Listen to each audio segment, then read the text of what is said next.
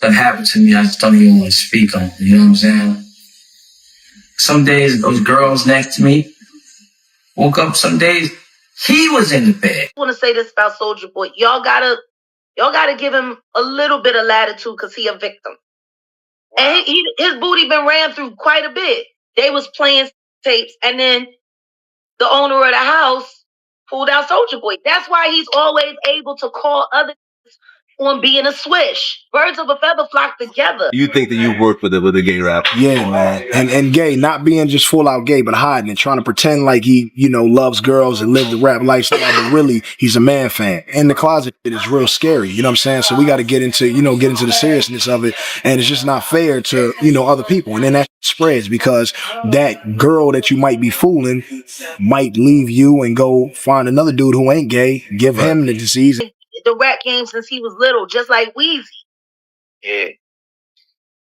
And he's been ran through quite a bit. New York, and they called him ass naked. Whoever his big daddy was threw him out ass naked into the hallway. He was walking around in the hallway holding. Has actually appeared on a magazine cover together. Wow. I know exactly why he's always able to call other on being a swish. Birds of a feather flock together. Bisexual, they do weird things in their house, and young men have left their house screaming to get away from them in their mentorship. Meek Mills, Bashir Gray, left that house screaming. August the only one that stayed, and I guess he was really sick. He needed a dog. Man, you doing it, man. You deserve it, Daddy. You putting in that work. Proud of you. I love it. And then milk running around, talking about expensive pain in his ass. Wait, this is Philly you're talking about now. Wait a minute, Jack. Fuck Meek. Wait a minute. He's a fucking Fruit Loop. He Diddy fried. This is Philly. He's a deep fried. Period. He Diddy fried. He Diddy fried. He the Diddy do our bop. Fuck Meek. Real rap. You think that audio that they put out was real? Yeah, that was him. Nicki put that out there. That Nicki recorded that at the freak off in the Calabasas. She been waiting to drop that shit on Meek. Oh, man. She just wasn't going to tell nobody it was Diddy. But now that Diddy out there, why not? So then who's the guy who's claiming he recorded it? Oh, somebody that got paid? Yeah, he said like I was standing outside the door. Got paid. Yeah. Started kicking it with Diddy, right? I ran around with Diddy for 2 years, damn near. And this Diddy, we never went to the studio one time, but he was like, yo, I fuck with your demo. That shit, bad boy. Hey, Playboy, hey, here go a watch, Playboy, here go a chain, Playboy. I'm like, yo, we ever gonna rap? Like, nah. I was doing it for 2 years. Yo, but the jet leaves at 5. We going to Miami, Playboy. We going to, you know what I'm saying? We going to New York. We in ATL this weekend, Playboy, pop out. And I was going everywhere with Diddy. Wasn't Puffy interested in working with you also? Yeah, Puff. I was running around with Puff for a minute, but we was just partying, man. Puff liked to party. So that's basically all we did. I think the few times I was running around with D-Mac and Puff, but I didn't get to record nothing. I was just, Okay, but I mean, Puffy was a huge deal back then. Back then, Bad Boy was on fire, and he's running around with you. And, Puffy's a busy guy. I was running around with him. Yeah. Puff he wanted to sign me. He just, he was moving around. Like he had the restaurant Justin's in Atlanta. So we was in and out of that. A lot of parties in Atlanta with him and V. But we just party, man. Yes, man. I sold my Lamborghini. I sold my Rolls Royce. I sold my Cadillacs. Yes, sirski. I ain't gonna lie. This thing, humble yourself. I ain't gonna cap to you. Look, I got a floss for you, niggas, bro. Thank God, I ain't got a floss for you, niggas, man. Y'all gonna think what y'all want to think. If I do got it, don't got it. Y'all gonna think what y'all want to think. I love this hunter. That ain't why I fucking let me get. I got a floss for you. Why do you think T-X was at Puff Daddy's birthday party? If Bishop was at a Diddy party, there could only be 2 reasons. Money or sex. That's all that happens at Diddy parties. That as I feel about when Tyler Perry came to his church and laid hands on him and he caught the Holy Spirit from Tyler Perry. Tyler Perry is the bishop of what? Like, I've never, like, and I cut a check for 100, and I'm gonna lay my hands on you, bishop. And he said, and then the said, it's on the internet. He's doing all of this, right? And then there's a woman on the dais screaming, push the baby out, birth that baby, I'm like, what? Are we a church? Or is this about to turn into like a whole nother scene, like a lost scene from Eyes Wide Shut? Hollywood's secrets have a way of staying buried until they don't. And if the latest whispers are even half true, one hard drive may be powerful enough to detonate entire careers overnight. Federal investigators are rumored to be sitting on an explosive archive tied to Diddy, allegedly packed with intimate footage, hidden recordings, and names no one expected to see dragged into the spotlight. From rappers and singers to pastors and protégés, this scandal isn't just messy, it's layered, interconnected, and deeply unsettling. And the wildest part? Some people have been trying to warn us about this for years.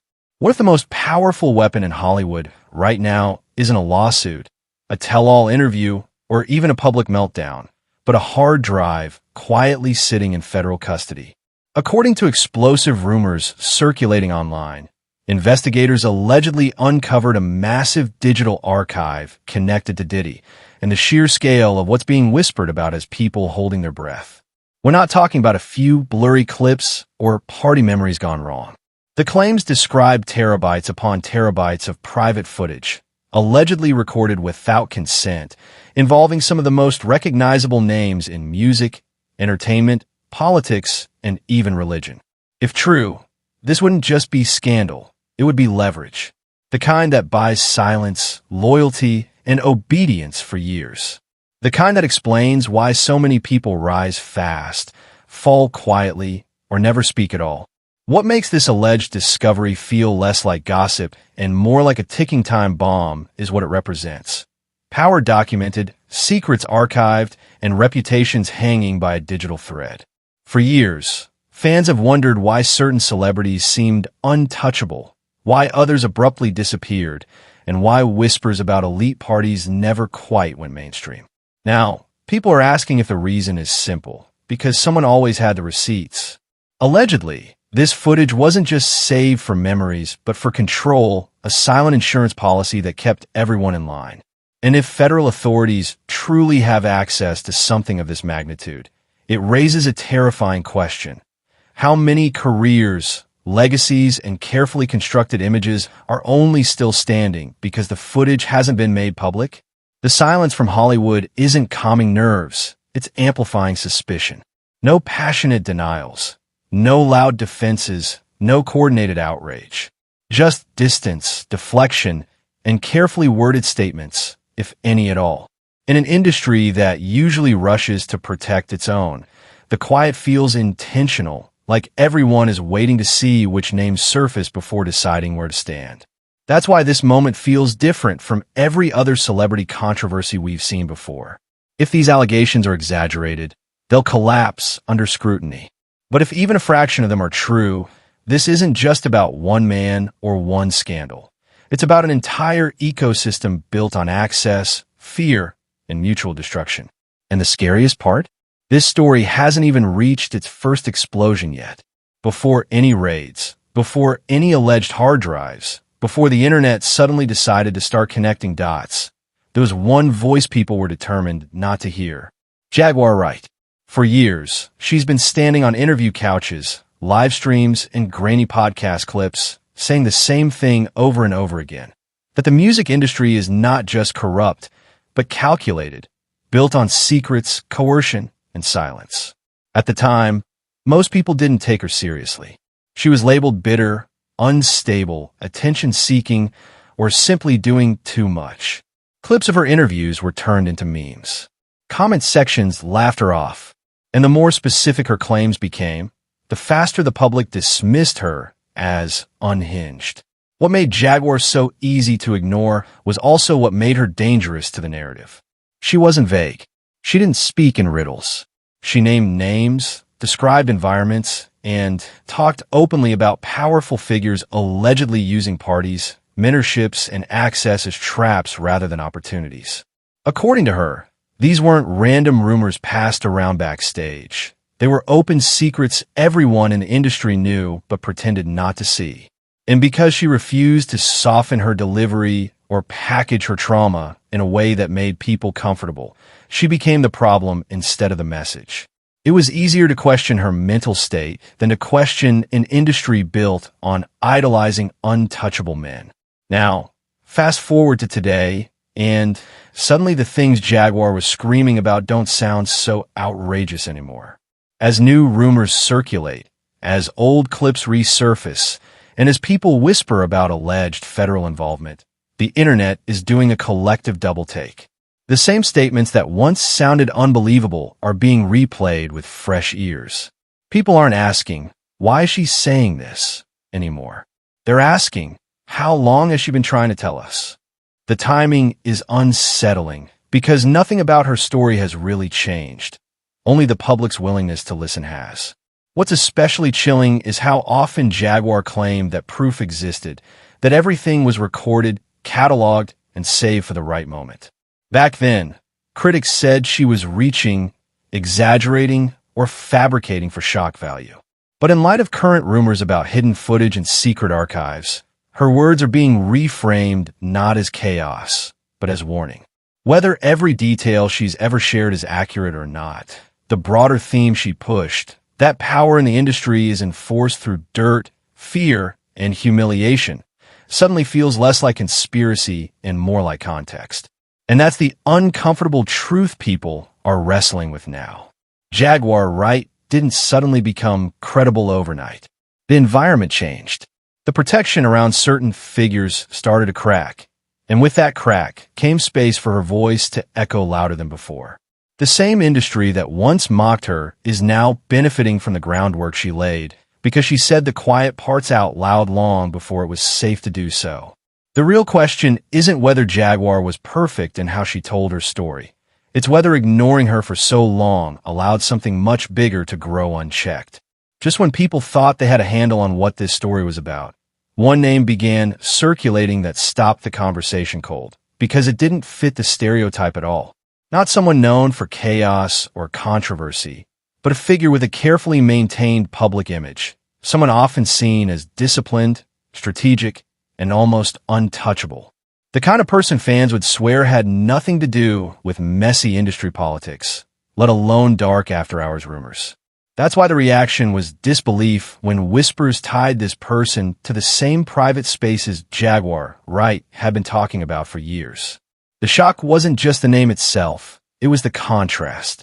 The polished interviews, the controlled brand, the public feuds that always seemed calculated rather than emotional. People started asking how someone so outwardly opposed to industry games could allegedly be connected to the very environment Jaguar described. And once that door cracked open, it became harder to pretend this was just about one villain and a few reckless parties. As more names were floated online, something unsettling emerged, a pattern. Not isolated incidents, not random accusations, but a repeating cycle that looked eerily consistent across stories. Young artists introduced under the banner of mentorship, endless access to elite spaces with promises of guidance, exposure, and opportunity. Yet somehow, the music never came. Albums stalled, deals fizzled out quietly, careers plateaued just as quickly as they rose. In some cases, the artist suddenly had money, trips, and proximity to power, but no clear professional output to explain it. And then came the silence. No interviews, no tell-alls, no public resentment, just distance. When viewed individually, each situation could be brushed off as bad management or bad luck. But together, they painted a picture that felt less accidental and more orchestrated, like a system designed to offer access without advancement, and consequences for those who didn't play along. Things escalated further when talk of alleged recordings and legal filings entered the conversation. Online, people began resurfacing lawsuits, sealed complaints, and rumored audio clips that have floated around for years but were largely ignored. None of it confirmed outright, but the timing raised eyebrows. Why were these claims resurfacing now? Why did so many of them revolve around the same inner circle, the same parties, the same promises of protection?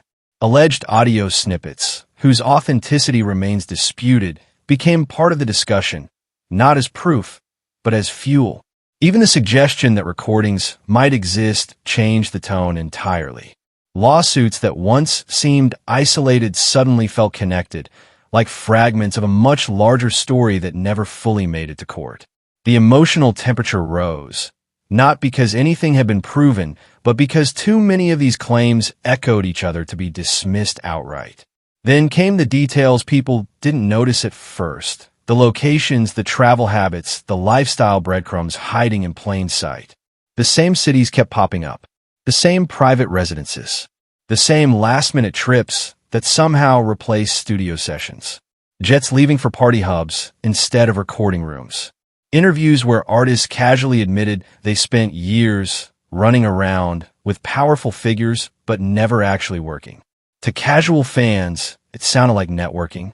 But to those rewatching with new context, it felt like something else entirely. A lifestyle that looked glamorous on the surface, but led nowhere creatively. The dots didn't need to be drawn explicitly. They began connecting themselves. And that's what made this phase of the story so gripping. It wasn't about accusations being shouted. It was about patterns being noticed. The kind that only become visible when you stop looking at celebrities as individuals and start looking at the system that surrounds them. This is where the tone shifts, because the conversation stops being just messy and starts becoming deeply uncomfortable. A recurring element in these allegations is age. Specifically, how young some of these artists were when they were first brought into elite circles under the promise of mentorship. The industry loves that word. Mentorship sounds safe. It sounds responsible. It sounds like guidance. But according to long-standing rumors, what some of these young artists allegedly encountered had very little to do with music and everything to do with power.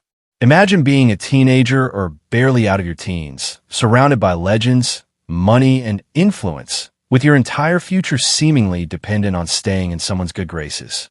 That imbalance alone changes everything. Even without anything explicit being said, the pressure is already there. That's why these stories disturb people beyond celebrity gossip. Because when power, youth, and silence collide, consent becomes complicated and accountability becomes rare. Just when people think the story can't get more jarring, another layer gets added: religious figures. Allegedly, names associated with morality, guidance, and spiritual leadership have been mentioned in connection to the same social circles and private gatherings. For many observers, this is where disbelief turns into outrage. Pastors aren't just celebrities, they're symbols. They represent trust, restraint, and righteousness. So the idea that public moral authorities could be present in environments rumored to be indulgent, secretive, or exploitative feels like a betrayal on a different level. Even without proof, the optics alone shake people. It forces uncomfortable questions about respectability, image management, and whether moral authority in Hollywood is as curated as everything else. The contrast is stark, and it's why these allegations hit harder than typical industry drama. As the internet does what it always does, speculation stretches further into darker territory. Some online discussions have gone so far as to describe a secretive inner circle, an alleged culture of loyalty, secrecy, and punishment for those who speak out. These claims veer into extreme territory, and it's important to say that they remain unproven. But what keeps people talking isn't just the rumors themselves, it's the silence surrounding them. In an industry that usually rushes to control narratives, issue statements, or flood the timeline with distractions, the lack of response feels deafening. Very few powerful voices have outright denied knowledge. Fewer still have expressed concern, and that quiet has allowed speculation to grow unchecked, filling the void where transparency should be. Whether exaggerated or not, the rumors thrive because no one seems eager to shut them down with clarity. And that brings everything back to the same haunting question. the hard drive. If something like this truly exists, if footage, recordings, or documentation are sitting somewhere beyond public reach, then the real story hasn't even started yet. Who's on it? Who's protected by power, money, or influence? And who, if anyone, will actually be held accountable this time? Hollywood has survived scandals before by waiting them out, letting attention fade, and allowing silence to do the cleanup work. But this moment feels different, or at least people want it to be. So now the conversation shifts to you. Do you think the truth will ever fully come out? Or will this just become another open secret everyone talks around but never confronts? However this unfolds, one thing is clear. Too many dots have appeared for people to keep pretending there's nothing to connect.